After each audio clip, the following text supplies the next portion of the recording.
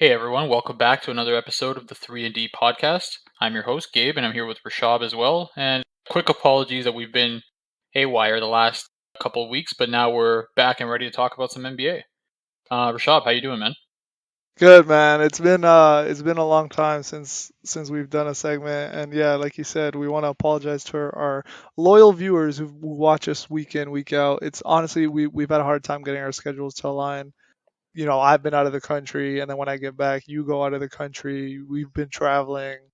You've gone to places in Europe. I've gone to the States, to Jamaica, which we'll get into with the shoutouts before we start. But it's just been crazy trying to get our schedules to align. So we finally have some time now, and we're recording a segment. So we missed out on the first round of the playoffs. The good news is the top four seeds advanced in both the Eastern and the Western Conference. So we don't really feel like we missed out on much since that was what was expected to happen for the most part.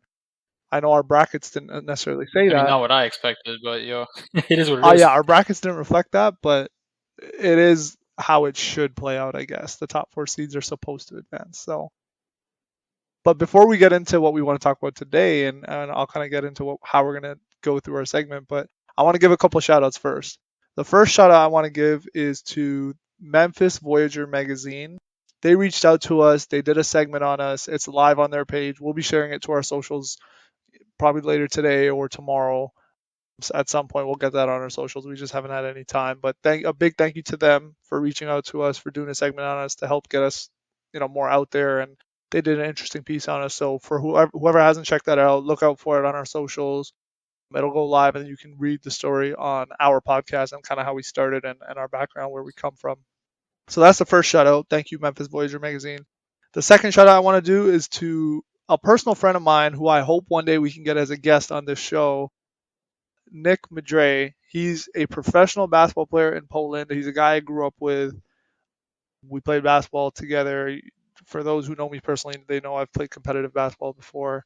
We grew up together. He's playing in Poland right now, and he's killing it over there. He's a loyal watcher of the show, so I told him, I appreciate that, and we'll definitely be shouting him out. And for any NBA scout that ever watches this video, if you do, you need to give this kid a look. He is 6'8", 220, 230, strong, quick, can shoot the hell out of the ball.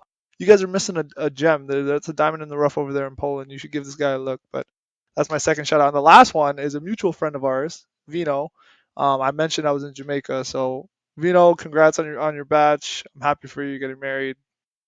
It's huge, and the batch was amazing. Gabe, I wish you could have came, but it is what it is. Now, Gabe, do you want to introduce the topics we're doing, or do you want to talk about how we're going to do it? We're going to kind of do quick hitters, quick segment here. Yeah, like obviously we've been gone for a while, so there's been a lot that's happened. So we're probably going to do a quick hitter segment, try to keep it at around 5 minutes a topic, maybe a bit more here and there. Yep, But to start, let's start with the Memphis Grizzlies. Recently, they've just been eliminated from the playoffs as the Warriors beat them in Game yep. 6. Any My quick thoughts Grizzlies. on that, or should I start? You go first. They're my Grizzlies. I'm upset about it, but you go for it. All right, your Grizzlies put up a pretty good fight. They lost in 6 games. Surprised me because they should have lost to my Timberwolves, but that's beyond the Okay, fact. stop. The Grizzlies actually played pretty well, but as we talked about this off the record, it just the limitations on offense really, you could tell that they sort of ran out of gas by the time that fourth quarter in Game 6 happened. Yep, Game 5, to me, when they ran the Warriors off the court, I don't put too much stock into that. That to me was like an aberration where one team's up 3-1, they're going to Memphis, they know they're coming back home for at least one more game, so they sort of playing with their food. And then the Grizzlies pretty much just went run and gun with them and just ran them off the court, and they just took the night off. I'm not saying the Warriors would have won Game 5 if they tried, because the Grizzlies played really well, but I don't think like losing by 35 in a non-high leverage game for the Warriors was that big of a deal. But I know a lot of people made a big deal that Grizzlies are much better without Ja Morant, and obviously you could see the limitations in Game 6 where Dylan Brooks can't really create anything in crunch time, and likewise with the rest of the team. So I think it's the result I expected when that series started. I expected the Warriors to go through, but uh, it would have been nice to see the Grizzlies actually beat them. But it's just it is what it is, and on to the next one, I guess. yeah. So I wanna touch on what you said there about them not having John Morant, and I think that's a big topic that came out of this. And I know we're keeping this segment short, so let's discuss this quickly. But we've discussed this off the air as well. When people say teams are better without their superstar player, we have tendencies, we normally disagree because you need crunch time players, you need superstar players who can create their own shot when offenses break down at the end of the game, which we saw in game 4 for the Grizzlies and we saw in game 6 again. The Grizzlies played them in game 4, they had a 12-point lead in the fourth quarter, couldn't hold on because they couldn't get any good looks. In game 6, it was a 1 point game going into the fourth quarter, and then the Warriors ran away with it. Like you said, the Grizzlies couldn't generate any offense. The defense wasn't the problem, but I will say Jaw's a unique case where Memphis has generally looked better on a fairly large sample size without Jaw, but you can see where they miss him in these close games in the fourth quarters, like game 4 and game 6, where they just don't have enough in the tank. They don't have enough offensive firepower to create any type of Hmm. reliable offense that can score. And that's what Ja does. Like if a play breaks down, there's 8 seconds on a shot clock. He just isolates. He gets into the paint. Sometimes that ends up in a turnover, but he'll get you a shot. He'll get you a look. That's Yep. something that a lot. That's what separates good players in the NBA from great players and then superstar level players. So we talked about this off the record where we said we think the media does not give enough credit to the rest of the team for how good these teams actually are. Like Memphis's ideal way of playing statistically, and we're not going to get into too much stats on this episode, but I've read stuff where Memphis's offensive rating and defensive rating is actually they're both better without John on the court. That might be true, but in one, the sample size does matter, and then two, situations matter, context matters. If those games are blowouts, then you're not really getting a true picture of what a playoff environment might feel like because you're less likely to run into a blowout situation in the playoffs where teams are more evenly matched, everybody's playing hard, Yep.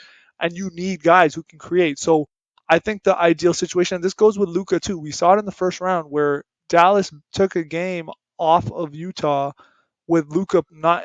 I think he missed the first 2 games and Luka wasn't playing, and everybody was shocked. And it's like, well, not really, because these guys are teams. That these teams are well, they have talent that goes beyond John, beyond Luka on these rosters, and John and Luka are Yep. almost marginalizing their roster by how ball dominant they are and how heavy their usage rates are. We the ideal way to play is to play more within a team environment. That goes on the coaching staff. That goes on the rest of the players to buy in, including the superstars. They have to buy into a team first culture. And Yep. No, that's the thing. yeah, And I just want to touch also on those series, like even with the coaching, like even when you mentioned when the Jazz lost to the Mavericks when they didn't have Luca there, it seemed like the Jazz were more comfortable playing when he was there because like when that player is so ball dominant and he's missing from the game, how does the team actually adjust? Like, what kind right. of film do they have? It's like, okay, what are we going to do? They get cooked by Jalen Brunson. And it looked like that sort of happened to the Warriors in game 5 where Jod wasn't there. And then in game 6, they obviously made the adjustments, and look how different the result was. Right, exactly, and I think that's why the sample size matters. The unpredictability factor matters in like a couple of games. So that's why we always see these instances where teams have a couple of good games without their superstars, and then this narrative starts to form. Well, are they better without X and Y guy? And it's like, well, that's just not true because over teams will adjust, your opponents will adjust. So we agree that we don't think the Grizzlies are better without John Moran. We did a segment on that before. And what we said in that segment earlier in one of our previous videos, which will be linked in our YouTube video, you can click on it above to see if you want to watch what we said originally. But we saw that play out in Game 4 and Game 6. Were they in the same position with Jaw on the? They might close out Game 4 and win when they're up 12, and they might give themselves a better shot in Game 6 when it's a 1 point game, and Jaw can start generating some offense that isn't so reliant on plays and options not being taken away by Golden State. So I think we need to bury this narrative that teams are better off without superstar players. That's just not true. But I do think that there needs to be more buy-in from superstar players to get to a more team-oriented culture where stats matter less and team success matters more. That's the most ideal way to win, and that's kind of what the Warriors do with Steph. They play Steph off the ball. Steph doesn't care as much about his numbers. He gets his shots, but Steph's never been a high assist guy. He's never, had crazy usage rates or anything like that. And that's what makes the Warriors so Mhm. great. They play within that team environment. They play within a structure that benefits the But team. he's special He's special. He's in the different. sense that he's a superstar where he actually doesn't need the Yes. ball, or he can just have the ball completely all the time. Yes. Like we see that, even like when LeBron runs a team, it's like, oh, everyone's like, oh, LeBron can do anything. Well, he can't really shoot. Like he can't play entirely off the ball Right. and be as effective as Right. Steph can. Yeah, and I think that's a skill set that some of these superstars need to start developing. They need to start looking at their team and saying, "Look, we got talent on this roster for us to maximize winning if that's the objective. You got to learn to play off the ball. You got to learn to cut. Like a lot of people should be looking at Steph's game and seeing there's nobody like Steph Curry, but they should be looking at it and saying what can we take away in terms of off-ball movement and how can we implement that in our own game. But that's it for this segment. We're running out of time on this topic, so let's move Yep. on to the next one. All right. Next one I have written down is we can segue into this. It's the superstar effect. Yeah, so we kind of talked about this, and this goes back to the whole Luka and Ja topic again, and even in the LeBron video where we discussed earlier in one of our other videos, we said, and playing with LeBron and playing with some of these heavily high usage superstars, guys who love to dominate the ball and kind of create everything for their team, which is what Ja does, which is what Luka does, which is what LeBron's always done career historically wise. You kind of marginalize your teammates a little bit. Like Jalen Brunson. Let's look at Jalen Brunson as an example. This is a Hmm. guy that is it fair to say he could average 18, 20, 22 maybe a game? Like the way he's been playing this playoffs where teams lock in on you, they're locked you're well scouted and they're still not able to stop Jalen Brunson. And I think the only difference is when Luka's out, he's got more usage. Like he gets the ball in his hands more. He gets the ball. Yeah, Yeah. he has a greater opportunity to do things. So this goes back to what we were just discussing about superstars almost hurting themselves by hunting for stats and being so ball dominant, not relying on a team culture that they're not able to maximize the output that of a particular team and a particular roster because they're trying to do everything.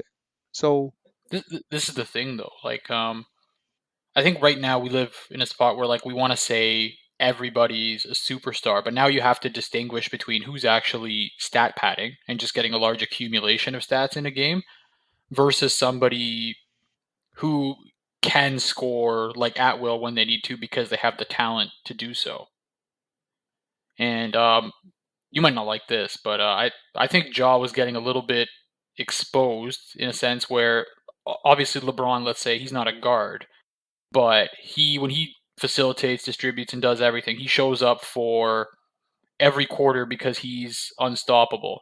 Whereas there were some games in like the Minnesota series and the Warrior series where it didn't look like Jaw had it going until the fourth quarter, where like a bunch of them are in foul trouble. So then he's like bringing up his stat line from 15 points going into it to like, okay, now he dropped 30 plus. Um, it's not necessarily garbage time, but it's like you're playing behind and they're letting you get layups, sort of I thing. see what you're saying.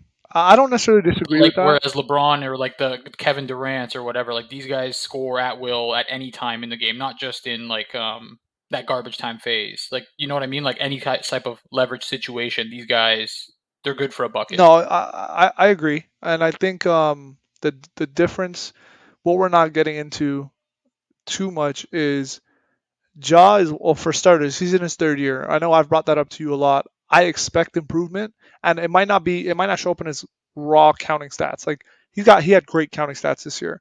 I'm more interested in how he gets his stats. So his shot distribution right now, his usage rate, all that stuff. I want to see that come down, and I want to see the efficiency go up. I want to see the turnovers come down.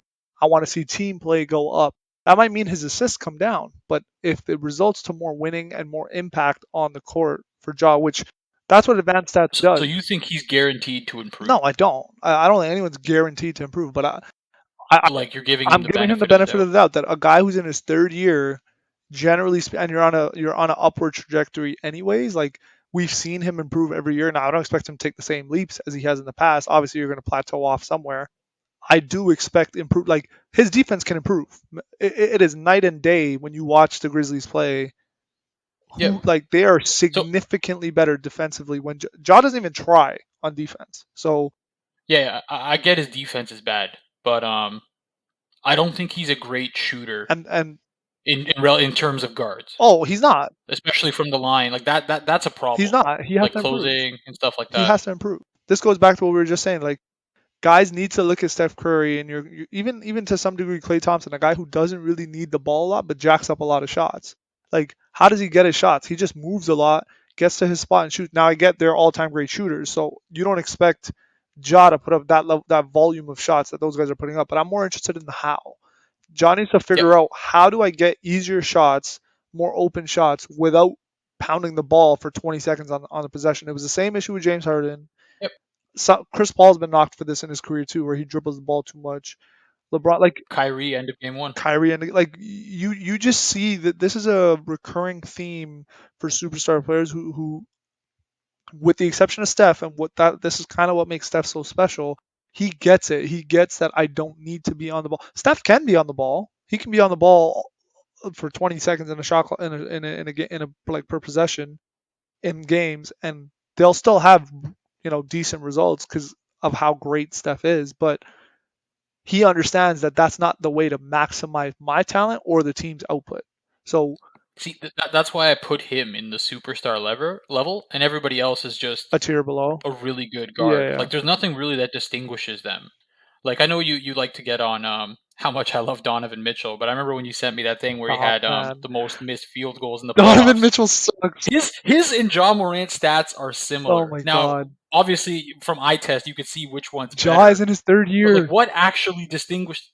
Okay, Donovan's in his fifth year, and I showed you his third year stats. He averaged 36 a game in the Okay, playoffs in his third year. hold on though. That's wait, we need context here. Donovan's Okay, in his fifth year, but Donovan didn't come in out of like Donovan was I think 3 or 4 years at Louisville, right? Like he's older than he's probably like 25, 26. How old is that's Donovan? still young. Yeah, Josh I don't even know. 22. Like there's still like even if we say the gap is 2 or 3 years, because I don't know how old Donovan is off the top of my head. I'm guessing he's 25, and I'm like Sure. I'm pretty sure Josh 22. That's double the time that Jaws had in the NBA right now. That gap. So if Jaws been in the NBA for 3 years Yeah, right now, I'm like saying that in Donovan's third year, though, like oh, you're comparing third year to third year. Okay, yeah, like his third year in the postseason, he averaged 36 a game. that's the bubble playoff, man. That doesn't count. Everybody averaged insane numbers. Jamal Murray did too. He hasn't sniffed those numbers since then. And then we'll look back at this and be like, oh, this was the year where the Grizzlies shocked everyone by surprise, and after this year, everybody figured out how to play them. Okay, that matters. So we've discussed that too, and I think how they do next year is going to matter a lot in determining how much of a superstar Ja really is and what his trajectory is going to be, because we saw it with Trey Young in Atlanta last year, where they made it all the way to Yeah, the to Eastern Conference Finals. They came back and had a horrendous year with pretty much the same roster, same coach. Nothing but changed, like and they just couldn't replicate the even with success. Trey Young, though, he won a series that the Hawks had no business winning. What Memphis did is they beat the Timberwolves. Yeah, And a lot of people on the media said the Timberwolves were boneheaded enough to throw away a lot of those games. yeah, So it's not even like the 2 seed was that much better than the 7. I agree. So, anyways, I'm not. We're not going to get into the Ja versus Trey and whether or not Ja's really a superstar conversation too. But that's just what I'm getting at. Like, if you're going to enter like the superstar thing, like you should be able to win a series that you have no like expectation of winning simply because of like your talent and skill. And that's what Trey Young did last year. Okay. So speaking of winning a series that you have no business Yes. winning, I think our next topic the Dallas Phoenix and what Luka's doing. We can make it that. Dallas and What did Phoenix. you have as your next topic? I don't have the list in front of me. Let's go there Okay. because that's one of the game 7s coming up. We'll Obviously, save I it. think everybody had Phoenix winning except for Nikola. Yeah, yeah. We'll save the prediction. So don't give your prediction just yet for the Yeah, game I will seven. give We'll just that. talk about the magnitude of this upset and where this is to me. This is the Dirk level, like the we believe Warriors beating Dirk. I know it's not a I know it's not a 1-8 seed, but Phoenix is a 66 win juggernaut. So They I'll agree run, in a sense that the playoffs have already started. Phoenix got through a round, so they were sort of up to speed. Whereas maybe that 1 seed Mavericks team, like they started the first round, they weren't really ready, and they sort of started cold and never caught up. So Phoenix right now is in full gear. And now if they lose, it looks bad because they're already in the mid swing of things. so I have two storylines I want to discuss from here. We'll try to keep this entire discussion within 8 minutes, let's say. Yeah, sure thing. The first storyline is if Dallas wins this series, is Luka a top 5 player in the league? And the second storyline is Yes. Chris Paul overrated? if he doesn't get out of this series, Chris Paul's known for his failures in his career. We No. know he's made the finals once last year. Yeah. He's choked away leads in series before. He's been injured in series before, where we know that he can't necessarily stay healthy for an entire playoff run, and Yep. he's just had bad fortune. So we'll call it that. But a lot of that bad fortune, we can say you can put it on him. Like their series that he should have closed out. I remember reading something. I think Chris Paul has the most. I think it was 5 series losses after he's gone up 2-0 in a Hmm. series, which is more than any other, quote unquote superstar player. I think that's what the stat was. Is Chris Paul Okay. overrated? With that Chris Paul thing, I want to touch on. Okay. Um, So I remember everyone's like, okay, Allen Iverson led them to the finals, lost, and then a lot of the media dismissed it. It's like, well, you can't really win a championship if your best player is 6 feet tall or a guard. It's different when your best player is like 6'7" plus, a Yeah, wing or a wing or center that center. can will their way to Yeah. victory. But I would expect Chris Paul to be the person to blow the most 2-0 series leads if he's played until the age of 36, which he has, and if he's been the best player on his team every year, which we can argue he also has. So he's played long enough. He's been the best player, and he's a 6 foot player. So at times he can be amazing, but like his height and like physical limitations, like he sometimes he can't control the outcome of winning. He can help and like greatly contribute to it, but he can't like will his team to win all the time simply because he's a 6 foot guy, right? Like what can he actually do? I see what you're saying, and that's a good take. But I also think the other. What I want to lean on is he should have the most. If there was somebody with the most 2-0 losses, it would have to be somebody who's played for a long time, been in the playoffs almost every year, etc. And like a lot of people say LeBron, but LeBron's big enough to where he can actually single-handedly take a series Big because he's got the physical attributes to do so. big and great enough. So that's what I want to get into. Exactly. So I agree with you that small guards just don't have the same level of impact. And this is true for almost every small guard in the history of the game, minus Steph. Steph is the only outlier. So we're gonna exclude Steph from this discussion. We're not talking about Steph here, but I agree that small guards just cannot have the same impact that a wing or a center can have on winning or on dominating a And game. a couple of those series were to Steph, right? Yeah. Once with the Clippers, once with the Yes, Rockets. some of them were to Steph. That's right. Yeah, I don't know. Although I don't know if they went up 2-0. I Clippers think they was went up 2-0. 2-0. Yeah, with the Clippers. Like the this is like the pre. This is like when the Warriors were just on their rise, up the ascent in the NBA. But going back to what you said, I think if we're gonna argue that he should have the most 2-0 losses, that should count against him. Like No, no. If somebody would, I'm not surprised it's a guard. right. But I think you have to take that against Chris Paul because if his legacy is this guy's the greatest point guard of all time or top three or whatever, wherever you want to rank him on that list, and Okay, so where do you have him in legacy? Because I think a lot of people have him as the top five point guard. he's probably top five. I think everybody has Okay, Magic. and I think that's where he just sits. Like I don't think he can go up anymore, even with the title, and he can't go down. Like right now, he's in the twilight of his career. Yes, So like I think everything's set in stone. yes. But you know what? After what happened with Phoenix last year, if they lose this series, to me, this is a hit on Chris Paul's legacy. Like if you don't even get back there when you're a 66 win team, you're playing a Dallas roster that I think almost everyone unanimously agrees is a worse roster than Phoenix's roster. But like they play like a knockout punch style of game where like if they're hot, like you just gotta keep chucking threes, and if it works, then like what's the other team need to That's do what about it? that You just need to do it 4 out of 7 yep, times. that's been Dallas' strategy in this But that's a lot of luck involved into it, where like you can't really do anything. Like if they're hitting the yeah, threes, but if it's 4 out of 7, you have to take the like at some point you have to stop yeah, I get saying it's that. But luck. like At some point it's like, well, the strategy worked. Like it's not luck. It's they're a good shooting team, but that doesn't change the fact that Phoenix's roster is better than like Luka's the best player in the so series. Do we agree?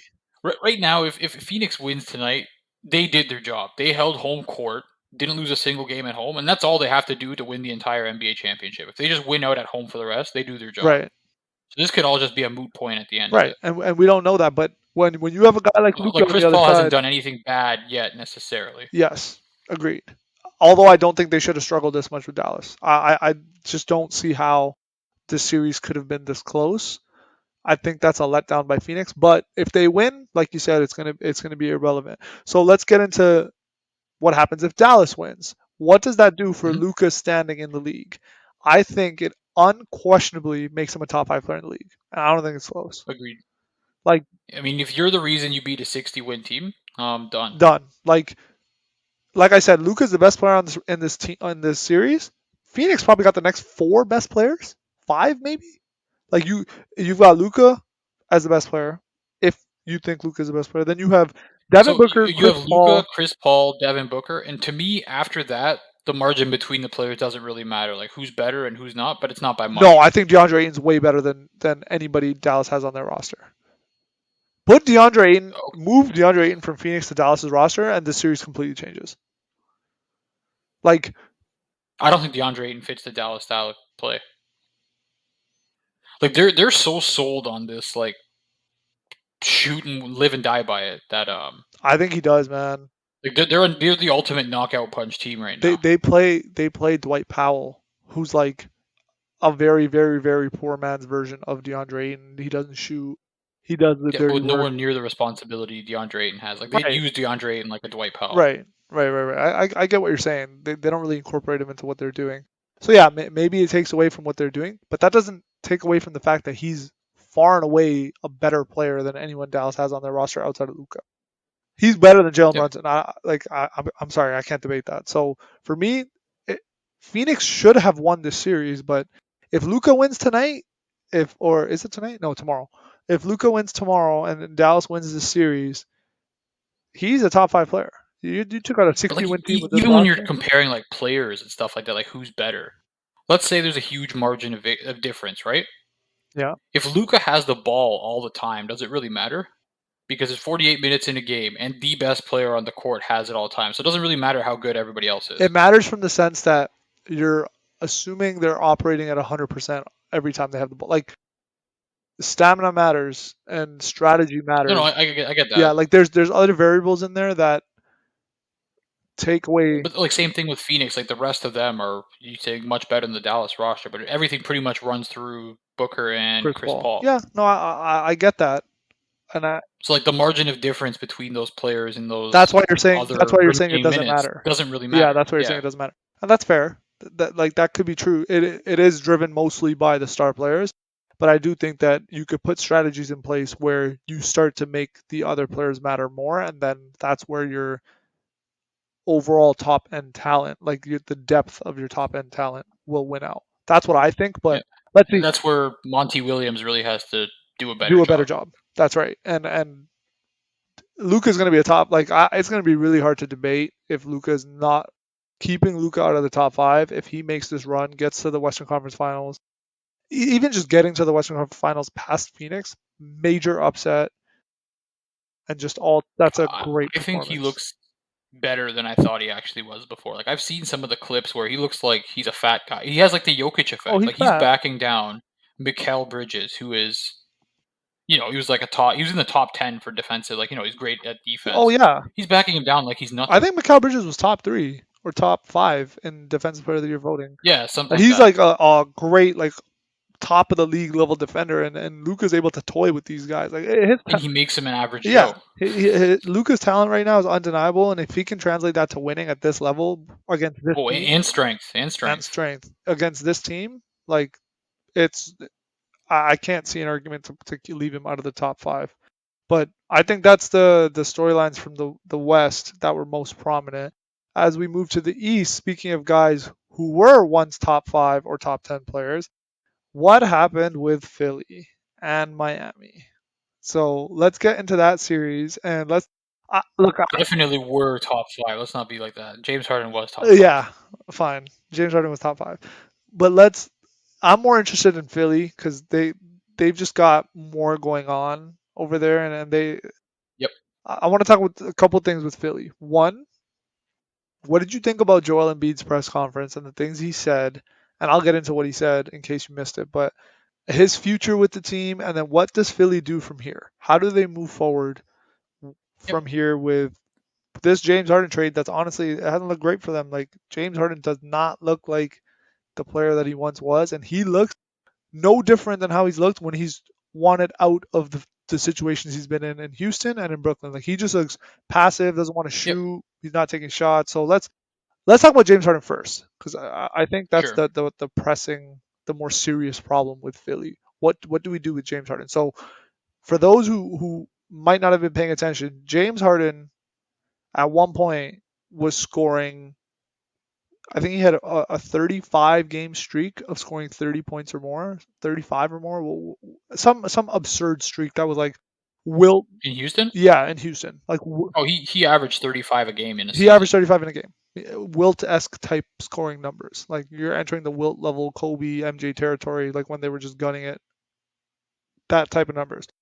To the point where we celebrated a 31 point game from James Harden like Philly had just won an NBA championship. So what does Philly do with James Harden from here? He's not shooting anymore. They traded a guy in Ben Simmons who wouldn't shoot, and it seems like they got a guy in James Harden who now doesn't want to shoot. He looks checked out. Like, do they let him walk? Do they try to sign and trade him? Do they extend him? Like, what is the play for Philly here? How do they move forward? So I think the play you can't let him walk. I think sign and trade's probably the play. Personally, for me, I don't know if you remember the one podcast where we were doing our playoff predictions, and I said if Philadelphia loses to Toronto without Kawhi, they should just blow up the whole process Yes. because then it's a complete failure. Like you can't lose to those guys. They're pretty close in that sense. So at first, I thought James Harden was just playing very poorly, and then I saw the how they got eliminated and how he didn't want to take any shots in the second half as well. I think there's a portion of it where he was similar to what he did to Brooklyn. He was dogging it. Yeah, that's And I what don't I know if think. it's like if the going gets tough, he's like, oh man, like these guys are gonna be annoying defending me. Like fuck it, I don't want to play. Or if he doesn't like Joel Embiid either, because even in Joel Embiid's press conference, like I think Joel Embiid's a little bit, let's say, Yep. immature or Yep. childish in a sense. Yep. He probably doesn't like him either. So this just comes to show that James Harden's probably a difficult person to get along with. Yep. And I mean, Joel Embiid defended Ben Simmons like no tomorrow in every press conference until he finally got traded. It only took him a few months to turn on James Harden Yep. in a sense that, yeah, he's not whatever, blah, blah, blah. But yeah, I would not sign James Harden for the max. And I think within the next couple of years, there's going to be a huge shift in how NBA deals with contracts because some of the shit that's going on is like unacceptable, Yep. especially for like teams and small market teams where it's like Contracts are not even being people are honored. saying like with Anthony Davis, for example, should the Lakers trade AD? It's like, well, you guys realize like he was in a small market team, didn't want to play, and he's like, yeah, yeah, okay, whatever, just get me out of here. Like none of the small market teams are going to be viable or trying to trade for these guys because they know there's a risk that you have to like they won't play for you anyways. Yep. So with James Harden, you got to find the right sucker to take him, or a team that needs like the Lakers. I'm sure will gladly take him. Yeah, but you're gonna get Westbrook in return because the Lakers aren't gonna give you Anthony Davis or LeBron James for James Yeah, Harden. but Westbrook's a guy that you won't get pressure to re-sign. Like that's a guy you let walk. Okay. James Harden, there might be like people at the front office might lose their job if they let him walk and he ends up deciding to play well. Right. You know what I Right. mean? Right. Yeah. Um, but like personally for me, I think you should trade Embiid because he has the most trade value coming off like MVP You level think they should campaigns. trade Embiid? He he still hasn't played a full. He couldn't play a full series against the Raptors, and like whether it's like a nagging injury or he breaks his face and tears his thumb, like the guy cannot stay healthy. You cannot win a championship with him.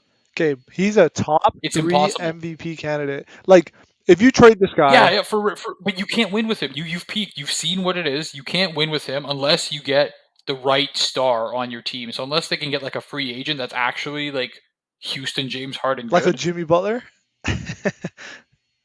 you think Jimmy Butler was as good as Houston James no, no, Harden? no. And you know what? When they had Jimmy Butler, they probably should have won the championship that Yep, year. that was the Raptors year. got That lucky. was the year. That was like their missed shot. That was the year. But I think a guy like Jimmy who can hold Joel more accountable and keep him in, like, he'll tell Joel But like, he "Yo, dude, shouldn't you're have to. fat. Like You need Joel to get in Embiid shape." should be an adult by He now. he should, but some guys just don't. Like, there's That's why you trade there's him. arguments that You've seen what he is, and like what you can get for him is infinitely better than what you could get for James Harden.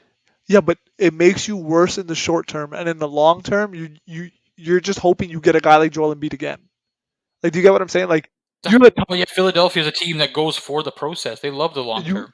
Eh, I don't know. I don't necessarily agree with that. Daryl Morey is not a guy who's been known to hold on to draft picks and try to strike gold with the So, draft. do you feel like Joel Embiid? Okay, so if anyone's going to deal Joel Embiid, I think Daryl Morey actually has the balls to do that. And do you He think won't. Joel Embiid is his type of player that he's dealt with in the past that works for his type of rosters? He won't have the go ahead from the front from manage from like ownership and stuff to trade Embiid. I just can't. I can't see that happening. Whether or not that's the best course of action, I don't necessarily agree with it because I think you're gonna But like, look for a guy. do you think Joel Embiid is Daryl Morey's type of player? Yes, Joel Embiid is an analytically sound player. Now I don't like the way he plays because I think he's like a flopping. Theatrical. Yeah, he's very theatrical in how he plays, and it's he's gaming the system kind of like him and Harden are like meant for each other. But um, Morey must love him. The guy gets to the free throw line 11 times a game, averages 30 points a game, shoots very like doesn't shoot a lot in terms of taking bad shots, scores most of his points in the paint. Will shoot occasional threes All here and right. there. Like I think Morey If likes but if him. they don't get rid of him, they have to get rid of one of the two. But like something, they need serious change on that team. Okay, so I want to say a couple things before we move Sure. on from this topic with regards to Harden and what Embiid said. So I think Embiid's frustrated. I think like you hit the nail on the head. It only took him 3 months to get sick of James Harden's shit, and I think that's this is the third team now that James Harden is just dogging his way out of. I think 100% he dogged it at the end of these games where he's like, I'm not happy to be here, and I don't want to criticize any player for this, but I just don't think James Harden wants to win. And I told you that off the record too. Like this is a guy who looks like he's content with going to a team that's good, not great. That he doesn't want to sacrifice in terms of giving up numbers. Like he'll want to dominate the ball. He'll want to. I think he's happier when he's getting his points and his numbers. They're winning, but they're not a legit Yep. championship contender. Like he loves basketball in terms of playing it, but he doesn't love in terms of he doesn't love it to the standard that the media places on winning, like where you have to sacrifice, you have to be part of a team, you have to do the little things, you have to play defense, you have to work hard. Like Yeah, he yeah. comes in every year out of shape. Like that speaks volumes as to how serious he is about winning, which you when you're that talented, you can get away with being out of shape and still put up numbers, maybe not on great efficiency, but still put up numbers. But you're not going to win because the guys who are in shape are going to be willing to do more and put in more work than you are to win an NBA championship, which is very hard, and you have to get lucky to do it. So that's what Yeah, I agree I with think that. James Harden just genuinely does not have what it takes to win an NBA championship. He's going to go down as one of those guys who never wins a ring, put up great numbers, all-time great shooting guard. So that's so right now that's I don't think that's very fair to him because he's past his prime. Like age wise, realistically, he's played well over 10 years. Like he's basically done a full NBA career. Like if he retired, like that's within the norm of everything because he's played that I don't long. agree with that. I don't So agree with that. And the reason I don't agree with that is because stars now are playing in the NBA longer than they've ever played before. We have guys who last a lot longer in the NBA, and the guys who usually fall off like this are guys who aren't that that's not true. who got wait guys who are not that skilled. Like we've seen Westbrook decline. Westbrook's skill is not what made him elite. It was his athleticism. James Harden never relied on elite athleticism to be great. He relied on his skill. This People are saying he's injured and his hamstring injuries were causing it. A hamstring injury doesn't cause you to be this bad. Like He didn't rely on elite athleticism. He needed it though. He needs some he of did it. need some of it, but this goes back to what we talked about at the beginning of this segment. Play off the ball. Use screens to get open shots. Like the guy can shoot. He's not a terrible shooter. He's not a great shooter percentage wise. He shoots Yep. the ball okay or good on a lot of volume. He can still shoot. Like there's ways he can contribute to winning, contribute to being a good basketball player when because of how good he is and how skilled he is throughout his career. But he's just not doing. He's not willing to do it, and that's the problem. That's the issue we're running into is that this guy's just he's not serious about winning. And he doesn't want to put in the work that it takes to win. So this decline thing that we're talking about that he's played a whole career, I don't think that's true. We have guys in the league who've been in the league a lot longer than him and are Not many. you have LeBron, Chris Paul, Kevin Durant. Westbrook was in the league around the same time as him, but Westbrook's fallen off. That's pretty much it. Steph, Steph was Udonis Haslam doesn't Steph count. was in his draft. I don't know if I said Steph already. Haslam doesn't count, Yeah, bro. but Steph's different where he's like the greatest shooter. Fine, But like even back in the day, like stars played a long time. Like John Stockton played 19 years. Karl Malone played a ton. Like it's not like unheard of. But generally speaking, if like those stars played a long time back then, like most people, like even like Larry Bird retired after 13 years. That's a career. Like James Harden's played a career worth of basketball. He's set. What is he, second all time in threes? Yep, I think he's second Like he's played. Like if he retired or third, second or third. within like this year or even like last year, it would have been like surprising because we're spoiled with the type of talent and like these guys playing longer. But he's played a full career of basketball. He's past his prime. I just he can't win. Like so, Philly like the needs to get will rid to of him. win. Like, Philly has to get rid of and the him. thing is, like they don't. It's not his job to win. Hey, when they sign these contracts, they get paid to play basketball. Yeah, but okay, so then you're agreeing with me. That goes back to the point that this guy just does not. He's not a winner. He just wants to play. He wants to put up numbers. He's good at it, so he plays it. But he's not willing to take that to put in the extra work that it takes to win because it does take extra work. It does require showing up in shape because that leads to injury So, prevention. Like does that stuff Jokic or matters. Luka want to win? Yes, they want to win. They show up in shape. No, they don't. They're young, and that'll catch up with them. You'll see it. Like I'll give you an example. It's easiest to be in shape when you're younger. Fine, but it's also easy to. But like I'm saying, like this is like the contract. Like if these contracts weren't as guaranteed as there was actual incentives to like go deep in postseason runs, there'd be a big difference between like showing up in basketball shape, getting ready, stuff like that. I agree with But that. these guys are just paid to play basketball. That's what they do. That's their job. And for James Harden to win, that's a character issue, or like that's something front office has to convince him. That's like that's like an organizational issue. It's like okay, we got to make sure this guy's motivated to win. If not, then I don't know. He's not worth the money he's getting paid. Right, right. Okay, so fine, that's fair. I agree with those points, and I think I do think that not wanting to or not showing that you want to win, like the money thing, that's one thing, but Mm-hmm. if these guys really want to be as great as they are, the legacy thing, you can't really put a price on that. And so if we're going to talk about legacies, I think this is a perfect segue into our next series that we want to discuss. The series that I think is the best series we're going to have in the entire playoffs this year. Milwaukee and Boston, who are now going to a game 7, which I think is tomorrow, Sunday. Yes, sir. Yeah. And there's a lot of beautiful storylines in this series. One, Giannis is has cemented himself as the undisputed best player in the world. There is no argument to be made. Milwaukee's missing their second best player, and they're taking a Boston team that is great, a great Boston team to a 7-game series on Mm-hmm. the backs of Giannis. Unbelievable showing from them. But that's not who I want to talk about because I think we both agree that Giannis is the best player in the world. We've said that before. You Oh, don't agree with that? yeah, I agree with that, but I just want to say that this makes the Brooklyn Nets look really bad. So wait, we'll get into that. Hold on, we'll get into that. Yeah. And the reason we're gonna get into that is if Boston wins this series, and you brought up a good point off the record too, which I hope you bring up again. Yep. If Boston wins this series and somehow they go forward and end up winning an NBA championship in this playoffs, is this the greatest gauntlet of stars that Jason Tatum will have beaten?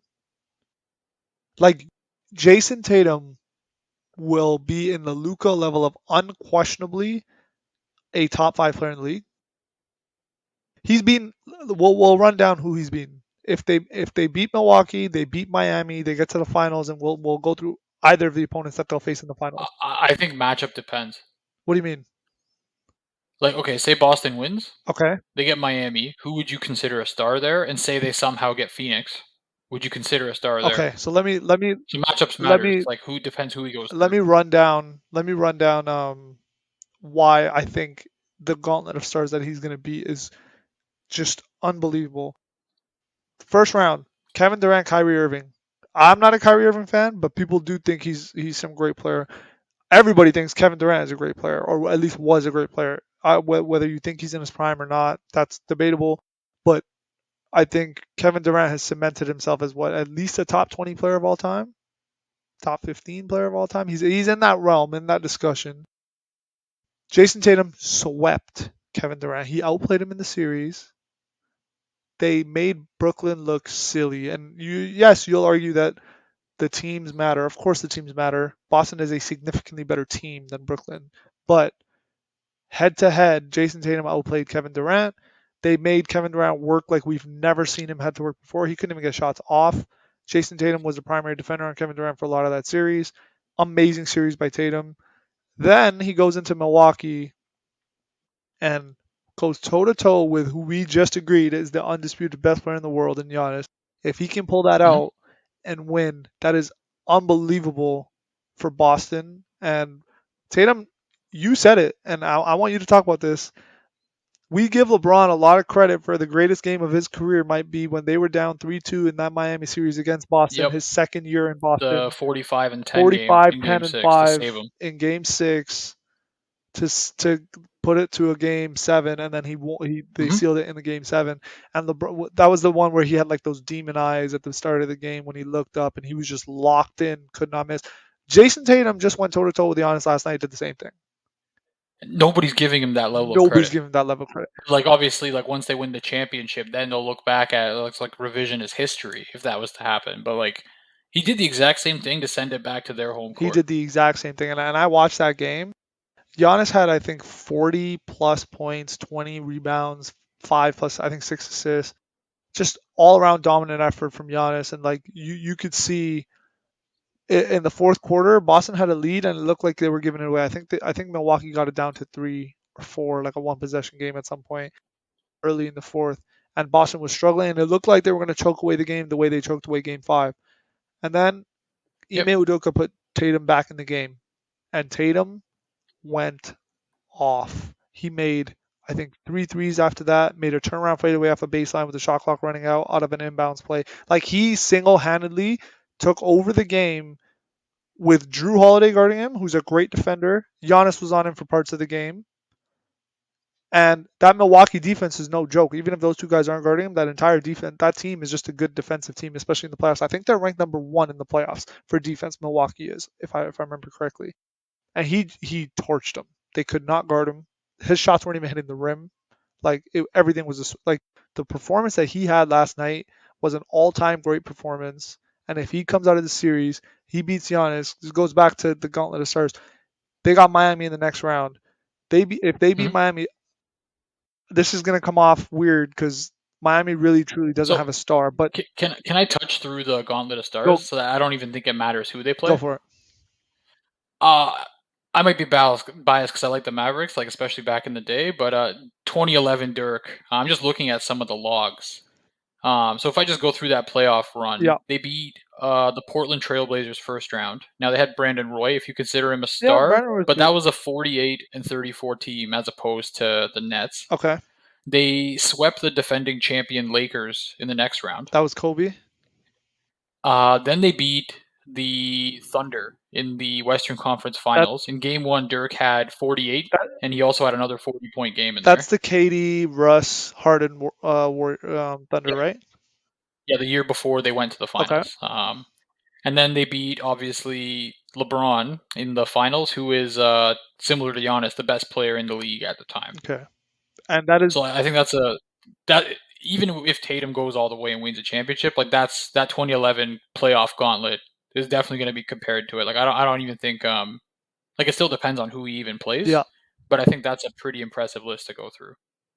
I agree. I think this run would be right on par with that one because if we look at I saw a post and I commented on it on Instagram too where they're talking about Jimmy Butler on Miami having a playoff run that's comparable to LeBron and Jordan, like in terms of his stats, his efficiency, Miami winning, everything that he's done for Miami defensively. They're literally saying that it's Jordan, LeBron, and then Butler on this playoff run statistically in terms of how great of a run they're having. So now competition matters. I don't think Miami's played any great competition. Atlanta's terrible. They barely made the playoffs. They probably shouldn't have even been in the playoffs. Somebody had to get in as an 8 seed. And then Philly, they're okay, but they have their own problems. They're not really a defensive juggernaut. I think they're Philly seventh in defensive rating in the playoffs. Atlanta's like 12th or something. So Atlanta's not that good either. So context matters. We definitely have to take that into consideration. But at the same time, Jimmy Butler's been playing out of his mind. So for Tatum would have had to be Durant. Some might argue prime Durant, Giannis, the undisputed best player in the world. No, no, no, not prime Durant. Fine, not prime Durant, Torn Achilles, 34. No, not prime. 33, but You know what I yeah, mean? yeah. No, okay, fine. I don't I agree. I don't think it's prime Durant either, but still an elite version of Durant. I think still he's not like it's not a wash Durant. It's not like a past his prime. Like Yeah. like he's not like a James Harden level Durant now. He's still Durant, just not peak Durant. So Durant, Giannis, Jimmy Butler in this Miami team, and Jimmy Butler's right now is being credited for having one of the best playoff runs ever so far statistically. And then in the finals, he's either going to be facing Luka Doncic, another unquestionable top five player in the league based on his playoff run so far this year, if he beats Phoenix. You have Steph Curry, who's an all-time great, who he might play in the Mhm. finals, and that Warriors team, which is throughout the last 7 or 8 years have been considered an all-time great team at various points. Or you have Phoenix, who's a 66 win runaway juggernaut this season that had first place locked up by a mile during the regular season, has a legendary point guard in Chris Paul, a young, some might say superstar. I don't think he's a superstar. A young star in Like, Devin Booker. this is all going to get brushed, though. Like, even let's say it goes through, they win it, they're going to be like, okay, he beat a 36-year. Like, there's going to be the haters. He beat a 36-year-old Chris Paul, or he beat an older version of a Warriors team.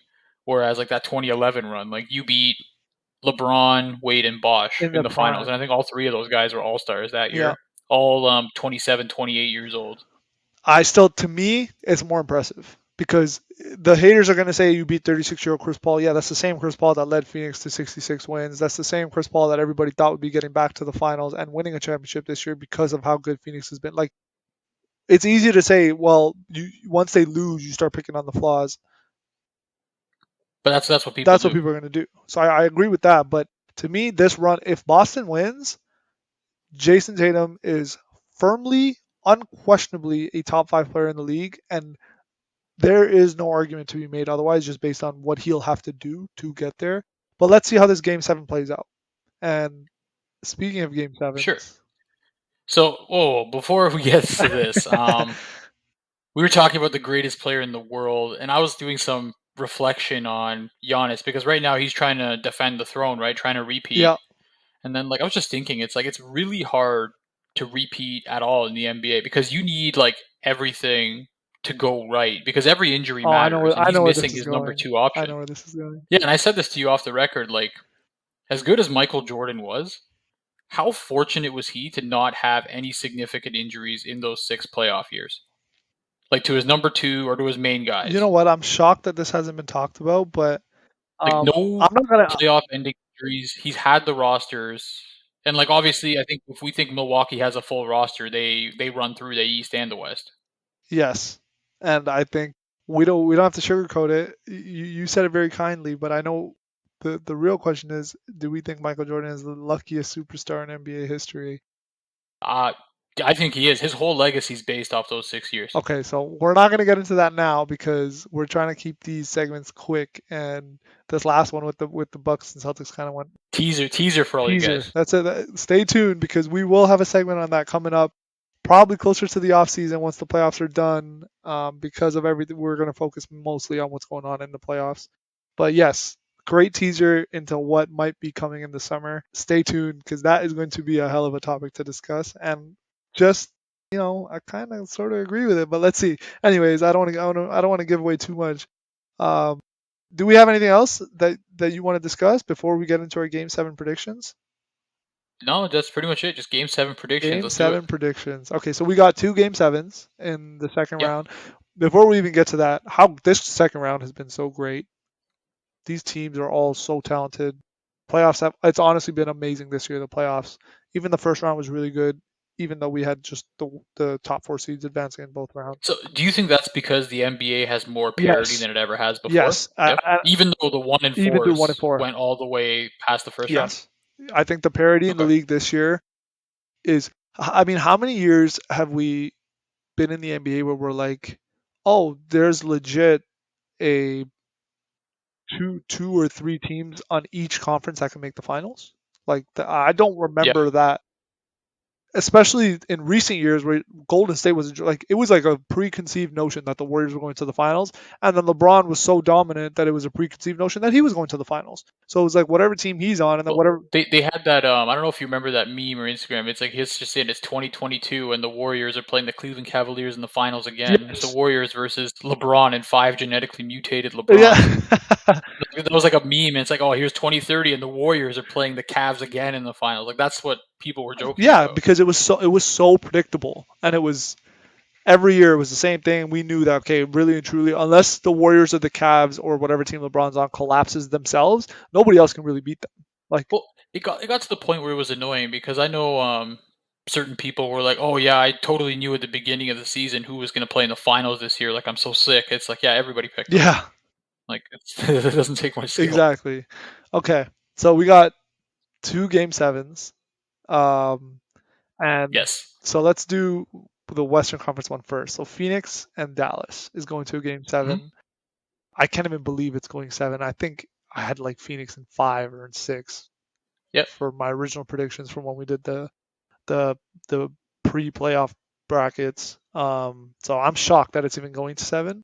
And I'm gonna make an unpopular pick here. Maybe it's popular. I don't know. I think Dallas is gonna win.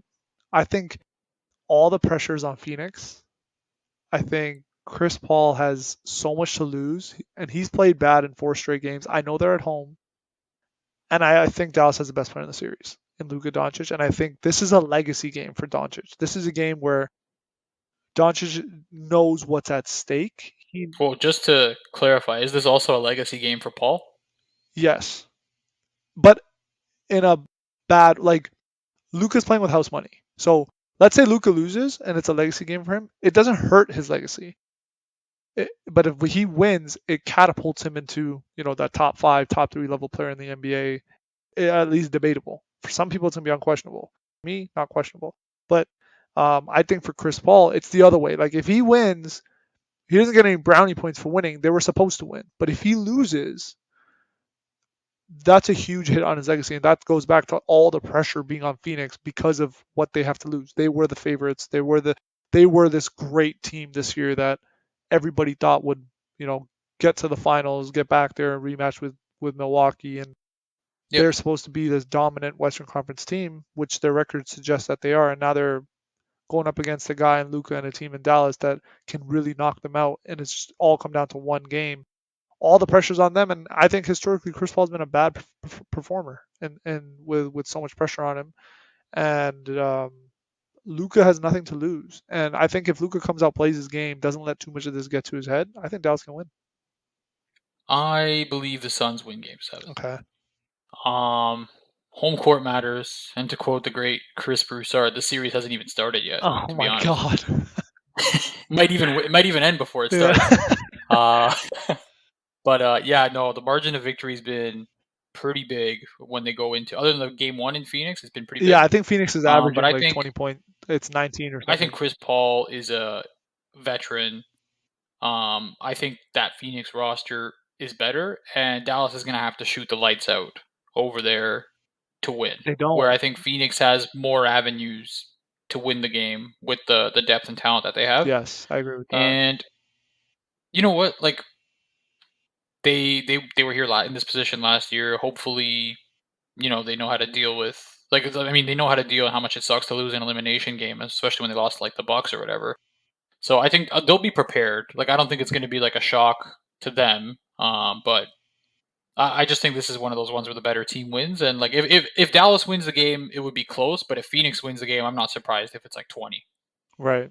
Okay. And that's fair. I think you're right. The home teams in this series, I think the home teams won every game, right? Yeah, yeah, yeah. The home teams won every Yep. single game this series, and Phoenix has destroyed Dallas in the home games. Like they haven't even been competitive. So Yeah, for games 2 and 5. yes, they Yeah. really do have that going in their favor. But I don't know. I just think Luka's ready to do something crazy, and he's really ready to take that leap into super duper stardom. So let's see. I think it's going to be a great game seven, but I think the better game seven, Well, also I believe in law of averages, and I think Chris Paul's due for a good game. yeah. That He's kind of had a couple of four. He's had pretty four bad ones. straight bad So games. he's due. He's due. You think he's due? I think the pressure is too much. But let's see. I think the better game seven is going to be the one in the East with Milwaukee and Boston, where just, in my opinion, this is the NBA Finals. This is the championship right Hey here. man, bless the East. This game is actually going to be on at 8:30 for me, so I can actually watch this one. Oh, it's gonna be so fun. This, like I said, I've been saying it all along. I think this is the NBA Finals. The team, whichever team gets out of the series, is gonna win the championship. It's unfortunate that it's happening in the second round. I wish it would have happened later, but I have to go with Giannis. I think Milwaukee wins in seven. I still think Giannis is the best player in the world. Wow, no faith in your boy? I look. I would want like I think it would be interesting for Boston to win. I don't really have a horse in this race in the sense that I think it'd be interesting regardless who wins. Because if Giannis wins, Milwaukee wins, they're going to try to repeat. I think they do repeat. If Boston wins, I think what that does for Tatum and where that catapults him and what it does for this team is crazy. So, I got a question for you. If you're the Miami Heat, who do you want to win this game? See, here's the thing. That's hard for me to say without bias. I think they do not want to see the Bucks at all. I agree. I think so. Bam doesn't. Yeah, you're right. I think Miami would rather see Boston win the game because that's the team they'd rather play. Because they get to avoid Giannis, and I think Middleton should be back for that series. So they'll be playing Milwaukee at almost full strength, depending on how long it takes Middleton to get back up to speed. But Yep. for me, like I said, it doesn't matter because I think both Boston and Milwaukee are both better than Miami. It Yep. really is not going to matter who wins in terms of the next round. Yeah, Um, that's fine. but So, I yeah, can't. just to add, I think Milwaukee Yeah, wins I too. can't bet against Giannis, man. In a game seven, like we saw what he did last year in game seven against Kevin Durant. Giannis, Well, like let's. I'm just taking a look at perspective here. Tatum had a really bad game five. yes. Giannis hasn't had a bad game this series. Yeah, Like his bad game is 25, 12, and a little bit. yeah, that's right. Giannis is different, man. So he'll be there. He's different. Giannis is different, and I think even in game six, like his free throw shooting. Remember last year in Yep. the closeout game, I think he shot like 17 for 17 of 19. 19. Yeah, Yep. in the closeout game from the free throw line. Yesterday in game six, he shot like 13 of 14 or 13 of 15 or 14 of 15, like some absurd like Steph Curry like percentage from the free throw line. Like this guy Yep. is Everybody always cold brushes it off to, blooded. oh, He it's is, not characteristic of yeah, him, but he keeps doing it when it he's matters. cold blooded. He's different. Like his mentality, he's not afraid of the moment. He shows up in these big games. I wouldn't be surprised if Actually, Giannis goes out that and was gets one thing I 45. wanted to touch on. Just you know that highlight where the Bucks are having fun. He passes it for like a dunk or an alley oop, and he does that aggressive Yeah, shimmy. yeah, yeah. That to me was a sign of weakness because he's been pretty locked in. Other than that, like he hasn't been celebrating or anything. He's like on to the next one, like talking about this. Yeah. I don't know if it's like Boston's just so pesky that they're getting to him a little bit. And that's like a sign of like, oh, okay, I get to relieve some steam here. But they're definitely getting to him, even if he is putting the good numbers up. He doesn't look like like Terminator level, but I mean, he like you did said, last like game, this is bro. pretty much. Game Hmm? game six, he looked like Terminator level. Yeah, yeah, yeah. Like this dude So was. yeah, I agree. Whoever wins this series should win the championship. I don't know if the Bucks get the Warriors in the finals. They're all going to be grabbing Middleton's knee, trying their best, break the code. But that's just how the Warriors play, though. Yeah, I think you're right. I think if there's any team who could give Giannis trouble, it was Boston, just because of how good their defense is, the pieces that they have. Well, Um, Miami could too. They've done it two yeah, years ago, so I don't know if they Miami's can capable as well. rejuvenate You're some of right. that. You're right. Yeah. Miami's capable as well.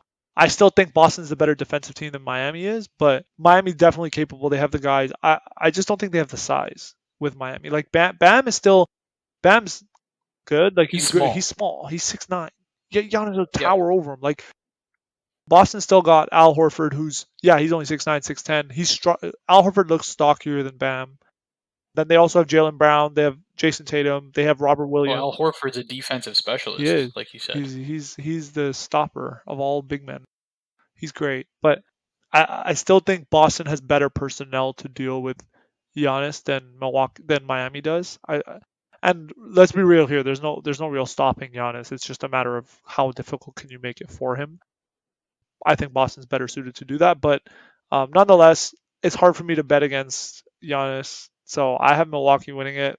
Unfortunately, I really wish this series was not in the second round. I wish this was the Eastern Conference Final series because both of these teams are better, but it is what it is. Milwaukee in 7 should be. Like, you know what? This is a shout out to the Celtics though. This is a good season for them because usually they usually lose with you wanting more, or like someone's like Danny Ainge should have made a trade at the deadline to do something. Like this team actually looks really Yep, legit. Brad Stevens is. I'd argue Brad Stevens is already better than Danny Ainge. he's That be he made the right you know moves. he's coached them all and No, he has the pieces. he, Yeah. he he made the right moves at the deadline. He brought back Al Yep. Horford before the season started. Like he made the right moves to get this team to where it Hmm. is. Obviously Tatum took a leap. Jalen Brown took a leap. But Boston's had a great season, even if their season ends, and Milwaukee has too. And I just this is, has there been a blowout in this series? I don't think there has. I think every game in this series has been competitive. There hasn't been one game where it's like, The Bucks wins have been much closer. Like they've won the close games, which makes you feel like Boston's gonna really be kicking themselves if they lose this series. yeah, Boston that game five But like loss. good teams, championship teams win those close games. Yes, They just magically find a way to I do it. agree. I agree. Yeah. And that game five loss where Boston had a 12-point lead or a 14-point lead or whatever it was, and they choked that away. That if they lose game seven, Boston's going to look at that game five loss and say that's where we lost the series. Yeah. So okay, I think that's a wrap on this week's segment after a very long time. So again, apologies to all our viewers, but we hope you guys enjoyed this episode. We touched on a bunch of storylines. Exciting, super exciting playoffs so far. These two game sevens are going to be nuts. So let's see, like a lot of legacies on the line here, a lot of storylines to come out of this second round. So let's Oh see yeah. where we end up in a couple of days, and then we'll be back for more. Yeah, we'll have much more content for you guys. And remember the teaser, Jordan, luckiest superstar out there. Yes. Oh, and if you Let's get guys it. enjoyed this content, please do drop a like and a subscribe because we are trying to get more Means a lot. subscribers. Yeah, Yeah. it would really help out what we're trying to do. So don't forget to do that. Thank you guys for tuning in. Stay tuned because these game sevens are going to be nuts, and we'll be back with more content once we get to the next round.